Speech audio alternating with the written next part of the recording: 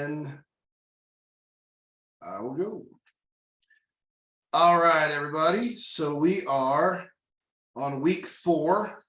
And before I actually get too much into the actual content, I want to kind of go over the fact that when it comes to your physical, really all 3 phases that we talk about, there's always going to be a price that needs to be paid. Okay, so the price can be paid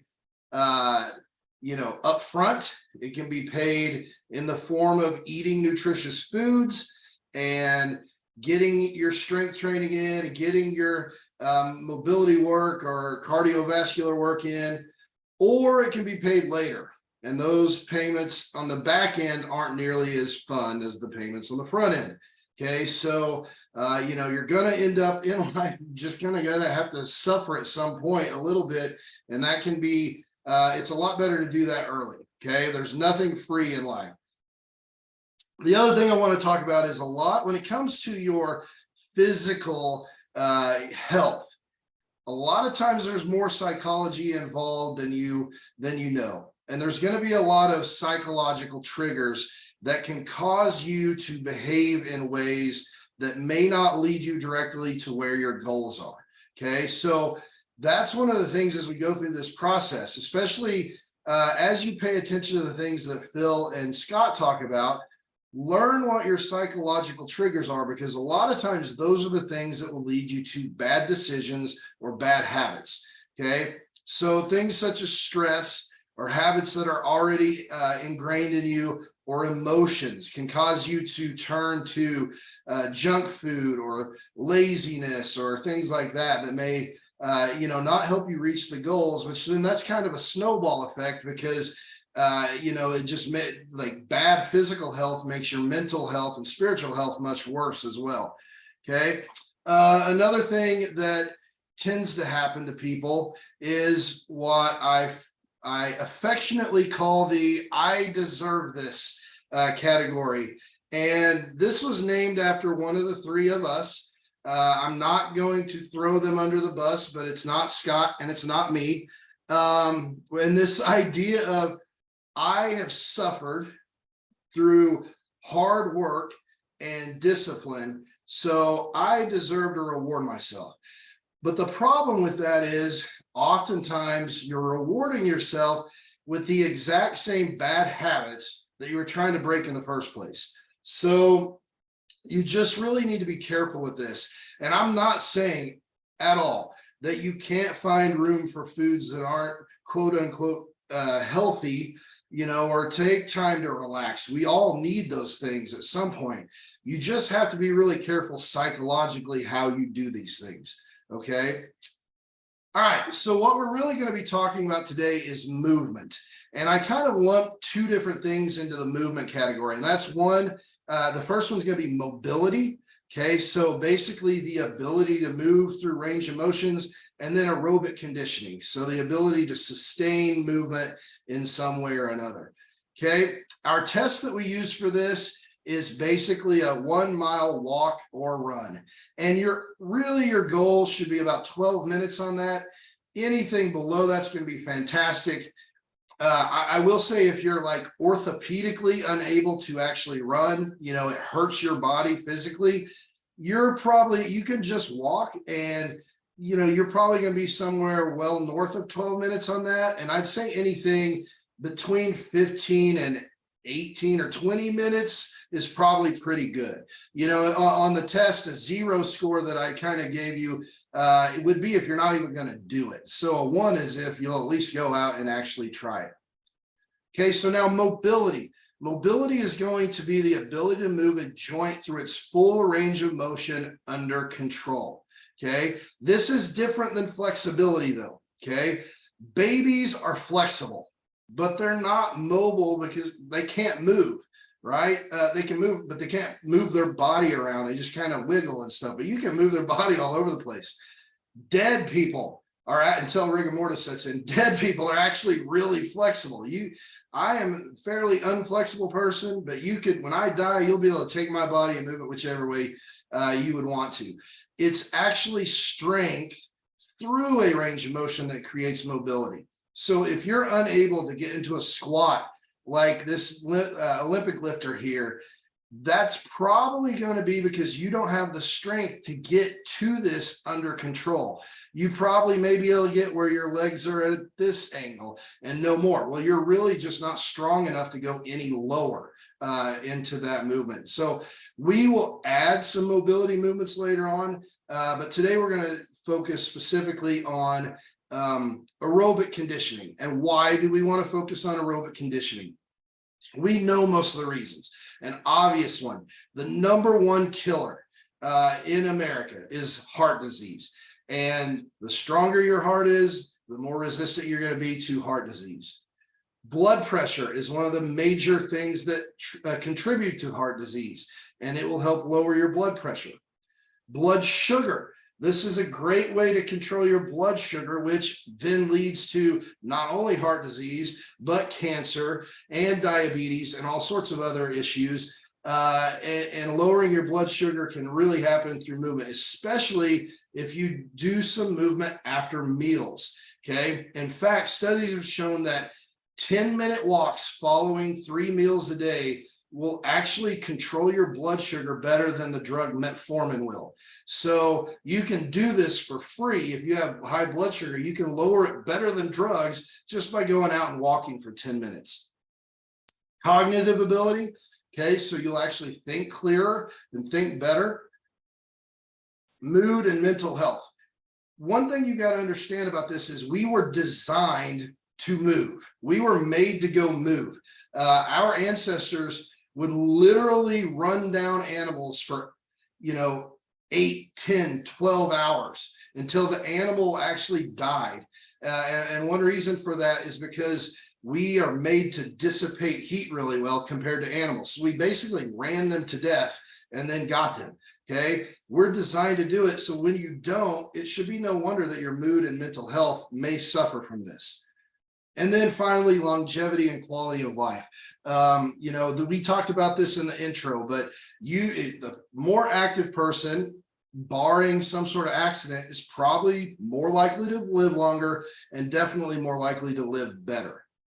Okay, so aerobic conditioning are movements which strengthen the heart and make the cardiovascular system more efficient. It's usually going to be people's go-to movement when they start exercising of some sort. Jogging became very big in the late 70s, early 80s, but since then we found there's all sorts of different ways that you can do it and actually get some good aerobic work in. Now, what are the different methods? Okay, well, again, compliance is the science. So the one that you will do or ones that you will do consistently are the best ones for you. The one thing I'll add to that is if for some reason something hurts, I wouldn't do it. Okay. Or find something that hurts less or doesn't hurt at all. Okay. So walking is always going to be my go-to for most people. Pretty much anyone and everyone can do it. We're designed to do it. We're made to do it very efficiently. And, it's a low impact, great way to get some good conditioning in, and you can do it for hours and hours. Jogging, if you're built to do it and you enjoy it, do it. Okay. Cycling, swimming, all sorts of other stuff. A big one that I want to talk to you about now is hiking, or more specifically, rucking. Okay. The book that Phil was talking about earlier that I shared with him, it's one of the books that have probably changed my life and my thinking more than anything else I've read in the last few years. And it's called The Comfort Crisis. And in this book, the author goes on a 30-day caribou hunt. And after he kills this caribou, he has to carry a 120-pound backpack on his back for like 5 miles in the Arctic, which he described as walking on a mattress. Basically, it was squishy and really hard. And as he did this, he started researching rucking, which is basically walking with some sort of weight on your back. And he discovered that, like, another thing our ancestors did a lot of, which we're actually made to do, is to carry things. Okay, and to specifically carry it on our backs. All right. And we can do this for, great distances, and we get tremendous cardiovascular benefit, and you burn a ton of calories. Okay. It's something like 30% more calories than if you were just walking. In fact, you could burn more calories rucking than you do jogging. And it's much, much less force on your joints than actually running or jogging is. So, the other thing about this is one of the strength movements that I gave you is loaded carries. Well, this very clearly covers that. This is a loaded carry that you're doing for distance, so or time. So this would be a good way to kill two birds with one stone. The big thing I would say is if you're carrying more weight than you probably should be, I would just be kind of careful about how much weight you use. Right now I'm a pretty heavy guy. I'm starting very light, and as I lose more and more weight, I'll add weight to this. It's just a great form of exercise. But if you hate it, don't do it. Choose the one that you will. Okay. So here's our tasks. 5 days this week, I want you to pull one of the nutritional levers, whichever one you're either the most comfortable with or works best for you that day. Okay. If you like, eating smaller meals, but eating more frequently, do that. But if you're doing that, and then you have a big dinner coming up and you may not eat the best foods, I would probably go with fasting through most of the day and then eating that one meal. All good ways to control your calories. Continue the strength training. If you did 2 sets last week, I would probably go up to 3 sets this week.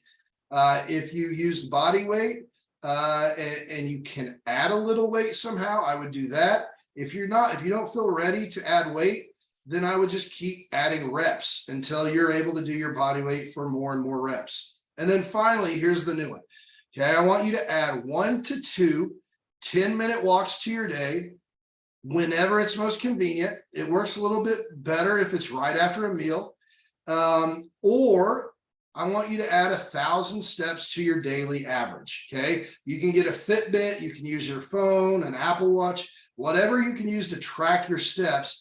Whatever your average is there, just add 1,000 steps, because in the end, it's the total steps that really matter as far as fat burning. So there's your task for this week. And with that, I'm going to turn it over to Scott. All right. Thank you, John. One thing I do want us to think about here is I want to reaffirm what we're doing. The reason that what we do is different than anything else, we were talking about this before we started, is we're hitting all 3 areas of our life. It's not just one area. We're not just focusing on the physical. We're not just focusing on the mental. We're not just focusing on the spiritual. We're focusing on all 3 because they do have a symbiance within one another. You will be successful in the other 2 when you apply something from one of the others. So keep that in mind, that is the purpose of this, is to be what you might call well-rounded. You might call it training, cross-training, if you will. You're training in different areas of your life that the wholeness will benefit from it. So today, given that on the spiritual fitness side, we're going to talk about a couple of scriptures I picked out. Psalms 112, 6-8. It's talking about the righteous. Says, surely he will never be shaken. The righteous will be an everlasting remembrance. He will not be afraid of evil tidings. His heart is steadfast, trusting in the Lord. His heart is established, and he will not be afraid. Joshua 1:9. Have I not commanded you, be strong and of good courage? Do not be afraid, nor be dismayed, for the Lord your God is with you wherever you go.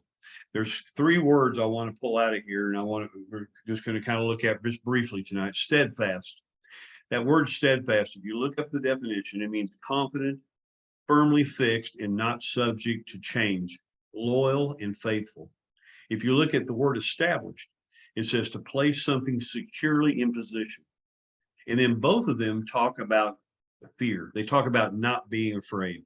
They talk about things these are the things that will pull you down and take you to a fear is probably one of the biggest things that stop people from getting where they want to go. But we're going to look at those 3 words. You look at this picture right here, our current culture, basically are saying you can decide whatever's right for you. All thoughts are right, and just be confident in it. This picture right here really describes kind of what I did in a big part of my life. I was trying to put a square peg in a round hole. It just did not fit.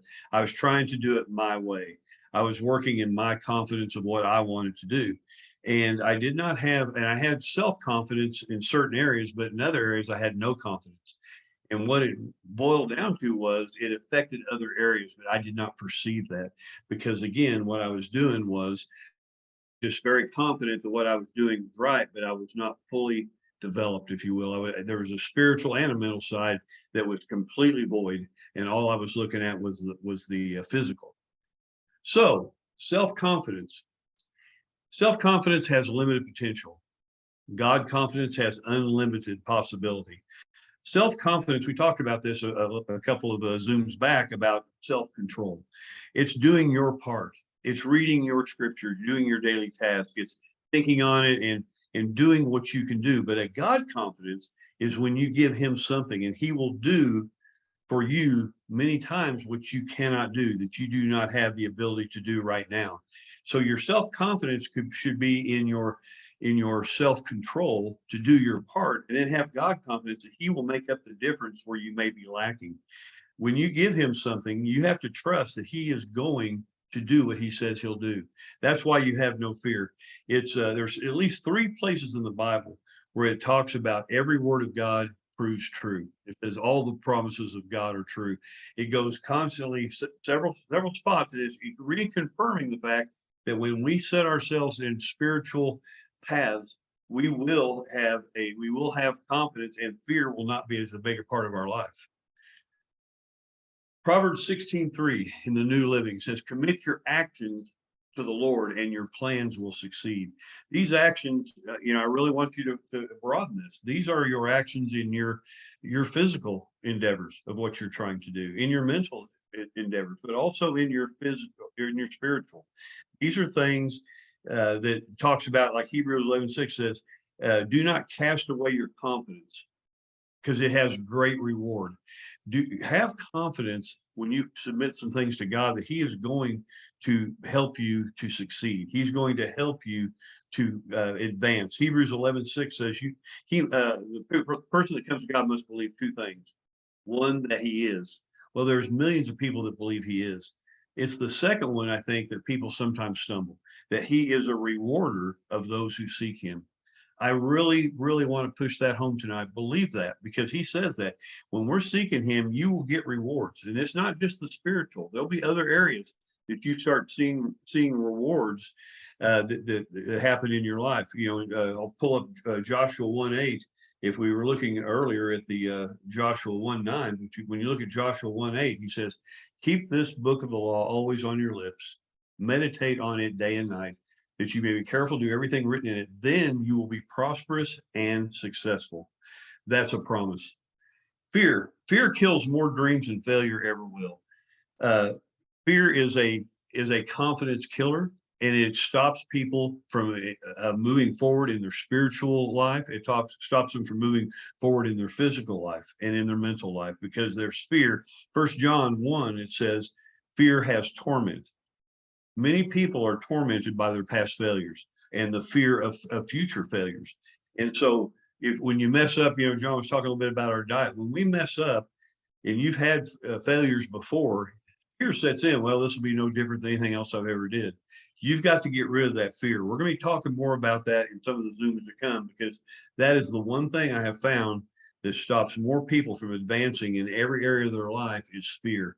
It torments them, and it keeps them in a place of constant defeat because they're constantly looking at the fear. Okay, what your task for this week? There are 6 scriptures on confidence. There are 6 on fear. What I would like you to do is read 1 from each column, 1 from confidence and 1 from fear. One of them is dealing with fear, and the other one is receiving confidence from the word and getting that confidence in you to where you're confident in life, not because of your abilities alone, but because of the promises of God. These are great scriptures for that. So what I'm asking you to do, read 1 of each, and I would ask you to do this, add this to your task this week. Just write down a thought. Write down like, okay, I have no confidence in these areas, or I struggle in confidence, or fear is constantly on me. Write down some specific things that when you read these scriptures, things that you feel or that you hear in your spirit, like, okay, this is an area I need to conquer. You have to recognize, we talked about in the very beginning, you have to realize where you're at before you can start. You have to realize where you have your fears before you can confidently conquer them. Okay, so what I want you to do is read one of each from each column each day. It'll be 6 days before we meet again. And then as you do that, write down some thoughts you have and just keep those where you can see them. Keep those there so you can identify where you're at. You can identify what you hear on confidence, and you can identify what you hear on your fear.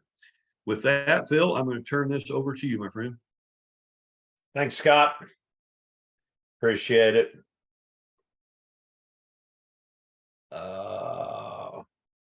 Can you guys see my slides? You see the book? Okay. Well, John's got me on. I got reprimanded from Sunday because I went a little long. So John's got me on the stopwatch. So here we go. Keep in mind the book. You're the hero. We're writing your book. Okay. And the reason you're the hero is because of your self-esteem. In our intro, you figured I am worth this journey of becoming the best version of myself. In session 1, we said, what does that look like to you? Because what my identity and I think significant in this world is completely different than what you think. I don't want you to be the best version of me. I want you to be the best version of yourself so that we know the beginning, you're the hero. We know where you're going, okay, your identity. Now, each week we're writing a chapter, okay, and we're progressing. That's growth mindset. We talked about it. That's E plus R equals O, okay? We respond to our events. We don't try to control our events because you don't. It's a lie. So that's what we got. Unfortunately, as Scott and John have set me up, it's the dark side mentally, okay? The reason people don't reach their potential is because in every good novel, every good story, there's a villain, okay? And there are common villains that keep people from becoming the best version of themselves. They're very common. And my wife likes scary movies, okay? And I always, and they get to me. I'm emotional, and I watch them, and I can be scared until one thing. As soon as they show me that dadgum made-up villain, all my fear goes away. It's the presence that he's around or she's around. But as soon as I see it with my eyes, Michael Myers, get the Richard Nixon cap off your head, okay? As soon as I see the villain. So part of dealing with the villain, okay, is being aware that they're out there. And that's our objective today. The other thing is don't be a victim, okay? Would we have watched Rocky if the people wouldn't have tested him in the ring? The reason we loved Rocky is he overcame great odds. Okay, you've got to understand there's a fight to becoming the best version of yourself. As they've said, here's the 2 common. There's others. Here's the 2 most common. We do comparison. I'm not trying to be the best version of me. I'm comparing myself to Scott or to John. And then fear. And fear, we're going to talk about tonight. It can be very crazy. There are people that literally fear their gifts and success. And then there's people that fear this made-up word that we're going to talk about called failure, which, be honest with you, the growth mindset doesn't even exist. So, main thing, okay? Main thing you need to tell yourself, we're going to talk about self-messages, okay? The best version of me is enough. The best version of me is enough. What's it enough for? It's enough for my happiness. It's enough for my joy, and it's enough for me to impact people that I'm put here on earth to impact. The best version of me. Now, I'm not everybody's flavor, okay? Not everybody's flavor. I don't need to be everybody's flavor. I need to be happy with me. I need to be confident with me, and that will impact in a very positive way the people that I'm supposed to impact. Okay, messages. I hate to be the bearer of bad news. None of you know the future. I don't know the future, okay? We do not know the future. I don't know what's going to happen to you tomorrow. You don't know what's going to happen to you tomorrow. But let's talk between faith, what Scott presented to us, and fear. Okay. It's stories we tell ourselves about the future. Faith is positive stories. Fear is negative stories. Okay. Now, there's a lot of background. I think we can create positive stories by our mindset. Okay. But I don't think, once again, we don't control the event. Okay. But listen, if something, I'm going to get in a car wreck tomorrow. Okay. If that's going to happen, how much better of quality of life do I have right now that I have faith that tomorrow I'm going to go to school? It's going to be my last day. I'm going to have a great time. I'm going to celebrate with my friends. That gives me quality of life. Or I could have been in a close call in a car and I'm scared to death. I become phobic. We literally freeze ourselves with the messages we tell ourselves, and it doesn't help. I'm going to share something very personal, and I know most of us, half of us are related to this lady, but I watched my mom, okay, who's suffering from Alzheimer's, very advanced, okay, it's brutal disease.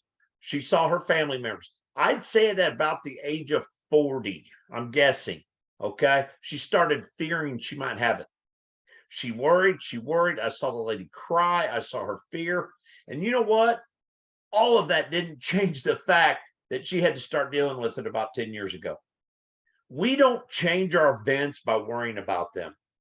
What we do is destroy our present. Okay? Failure, it's a made up term. It's no such thing. We talk about failure so we take pressure off ourselves. Okay? I failed at this project. I failed at losing weight. No, the process you were using hasn't got you the result. So pivot, adjust, and recommit. You're worth it. Okay. Failure, we learn and we succeed. We learn and we grow. Failure is completely a loser's limp on, I'm going to quit putting pressure on myself. Okay. And it just doesn't exist in the growth mindset. Deepest Fear, Marianne Williamson. I love it. It's a poem I'm going to give you. Look it up. Can't read it, Marianne Williamson. But I love the bold in this. We are meant to shine. Okay. As children of God, we are born to make manifest the glory of God that is within us. It is not in just some of us, it's in every one of us. As we let our light shine, okay, as we let our light shine, we liberate other people to let their light shine. Being pseudo humble or self-deprecating does not empower people. You need to think about the last 3 people that impacted your life. I'll guarantee it, they are striving, are in the process of becoming the best version of themselves. Okay? The past. When we use growth mindset, the past can hang on to us. Okay? We need to forgive some people. Maybe we need to write and ask for forgiveness. Not that they're going to do it. That's not what's significant. What's significant is we're in the past. The past, I used my rearview mirror tonight, tried to back a trailer up. I'm going to go try it again, okay, after this meeting. But the rearview mirror can be a useful tool, but I do not drive down the road looking in the rearview mirror. Metaphorically speaking, how many of us live our life in the rearview mirror? I'm not going to try that. I did it. I'm not going to do this. Oh, this is happening again. Okay. Your rearview mirror is in your past. Check it, learn from it, pivot, grow, and then look out your windshield and enjoy your moment. Enjoy your life. Okay. Gratitude and growth. We got to feed it. We've got to feed it. Scott gave us some great scripture. I hope you're reading. If you're not reading, Ed my left, bless Kobe and I today. It was one that I had given him on a podcast. I gave you a list about 2 meetings ago. Okay. Listen, you've got to feed your mind. You've got to feed your attitude. Gratitude journal is one way to do it. Okay. And then here's the second assignment. Start posting intentional messages. Okay. If you said I'm a 5 because I haven't been walking, then tell yourself I'm a walker and stick it up on your dadgum mirror. Okay. Start projecting who you are and start living up to it. Okay. Okay. 3 entries in gratitude journal. This ought to be the highlight of our day. While we wake up, while we take our first 3 steps, because I get to take a cup of coffee and go into my gratitude journal. Then read. Okay, read. And man, that's my alarm. John will have nothing over me because I'm stopping. Okay. Hey, it's your story. Okay. Write these chapters. Write these chapters because we know the end is fantastic. You are enough. You are worth it. Take the steps. Grow this week. I'm done, John.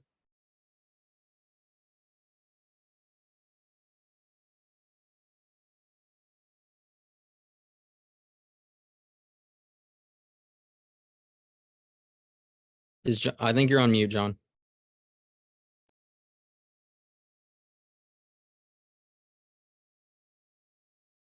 Okay, that works better. We're going to go over just to remind you of your tasks real quick. Okay, this task sheet was sent to you. So hopefully you got this. If not, let us know and I'll email it to you. Print these off if that works. Make a copy of them somehow. Here's your gratitude journal. Make sure you write this stuff down.